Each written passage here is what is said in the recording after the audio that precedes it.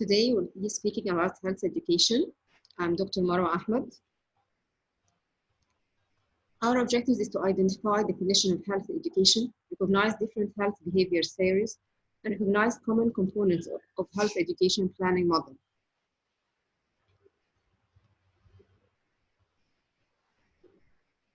Health education is any combination of learning experiences designed to help individuals and communities improve their health by increasing their knowledge or influencing their attitude. So it's not just dissemination of information, but it's fostering motivation, skills, and self-efficacy necessary to take action to improve health. This is very important when designing any health education program. We are not giving information only. There are many other factors that we should put into consideration.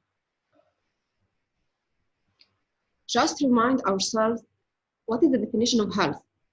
Health is defined as a full physical, psychic, and social well-being, not as a lack of illness or infirmity. So any activity or any health education program should be designed to address physical or psychic or social well-being, not only physical. To simplify, health education aims to encouraging people to want to be healthy, to know how to stay healthy, to do what they can individually and collectively to maintain health in order to promote our community health, to seek help when needed. Okay, when designing any health education program, as we said, there are many factors that we should put into consideration, like the health education messages itself, like the setting for the health education, like how to choose our participant, our selection criteria for our participant. All of these factors are very important. Today we'll focus about the participants themselves. There are many factors that we should consider, not only the information as we said. Okay. There are health behavior theories that will affect our health education messages to our participants. Okay.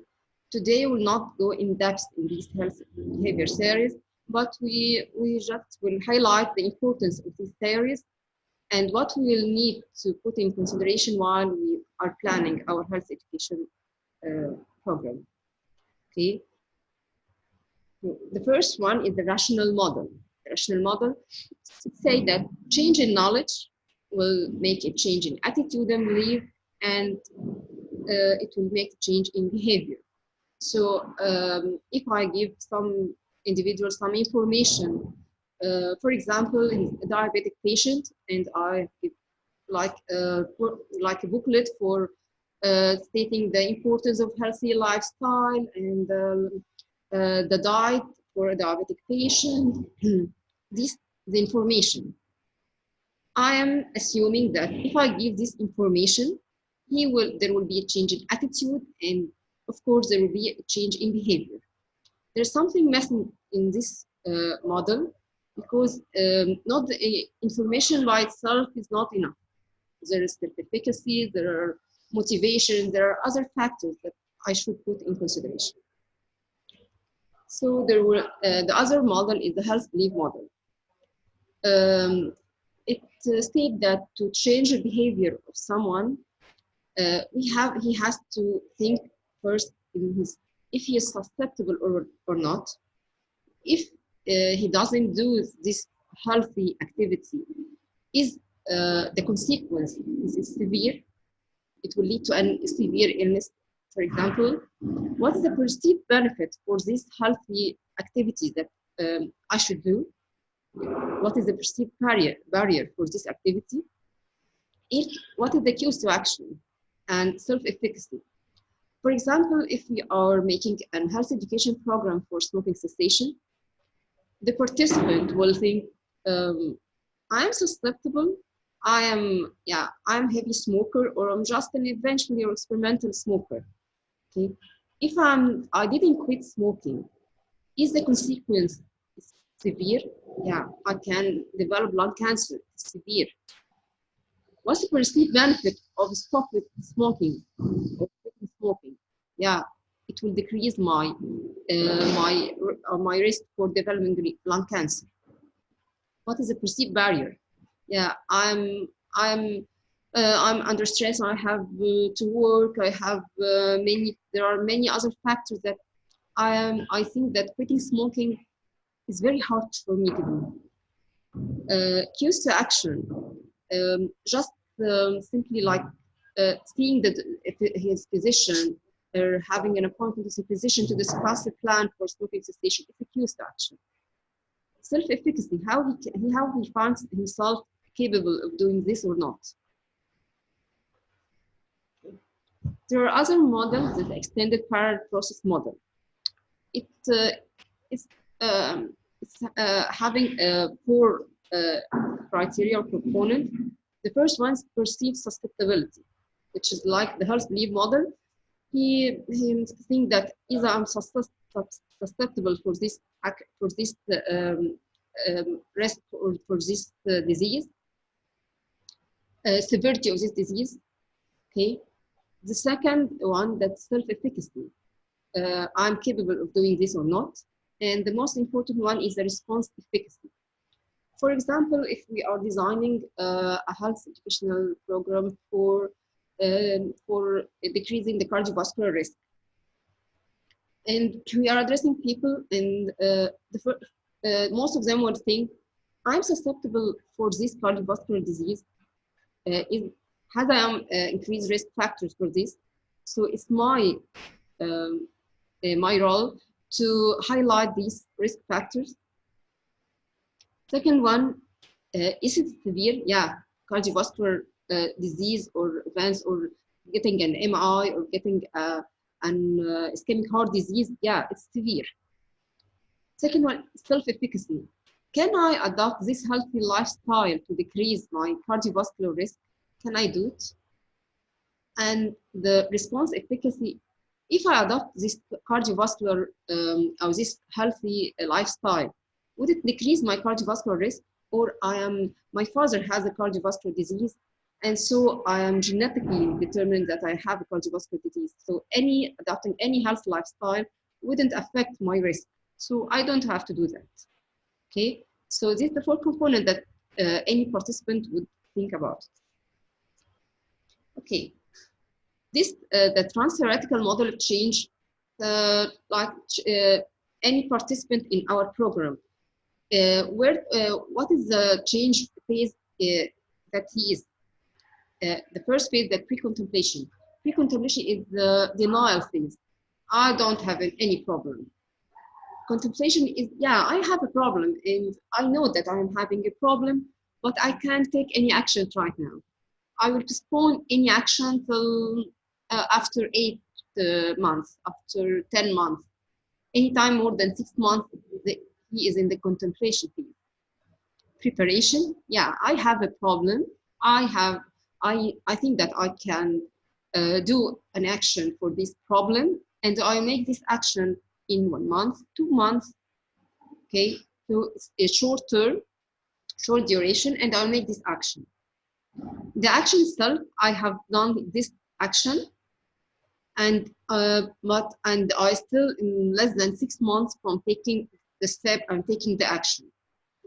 Maintenance, I have took this action and for more than 6 months. Okay, there another phase, which is the relapse phase, which is very important because participants, when they go into this phase, their self-efficacy decreases a lot, and they don't want to engage in any health educational program again. They think, I'm not capable of doing this healthy activity. So it's very important for us to think about the people who go into the relapse phase. The theory of planned behavior is very important theory, and the most important part of it is the subjective norm. What will the other people think of? What my friend will think of?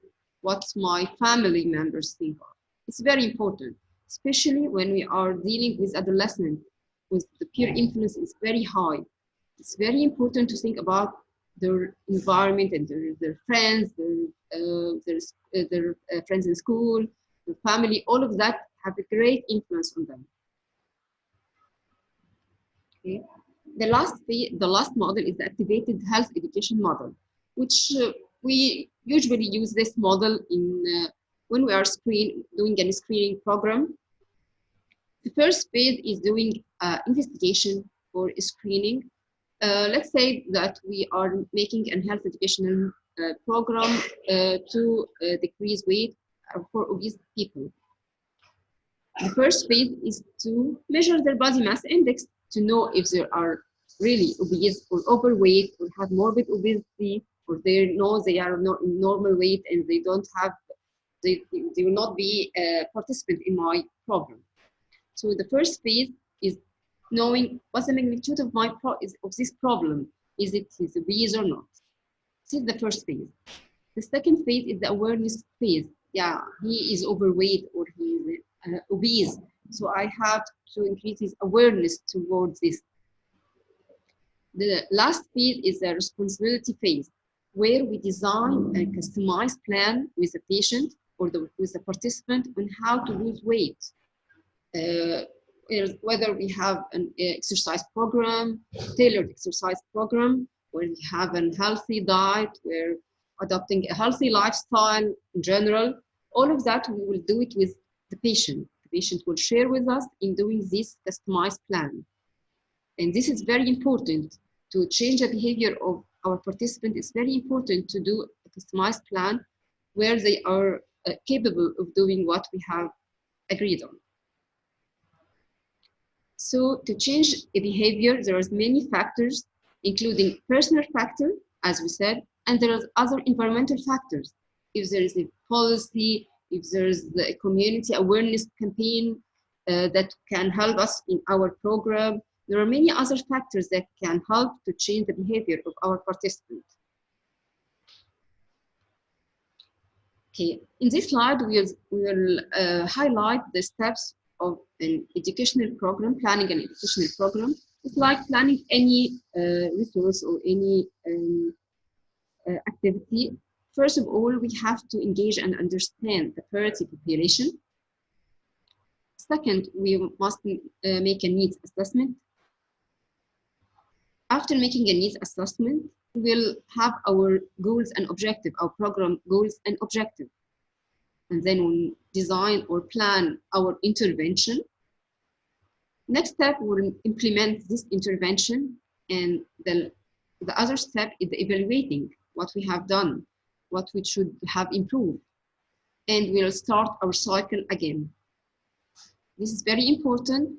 And as we said, the first phase, we're engaging and understanding the priority population is very, very important, followed by their needs assessment. Thank you.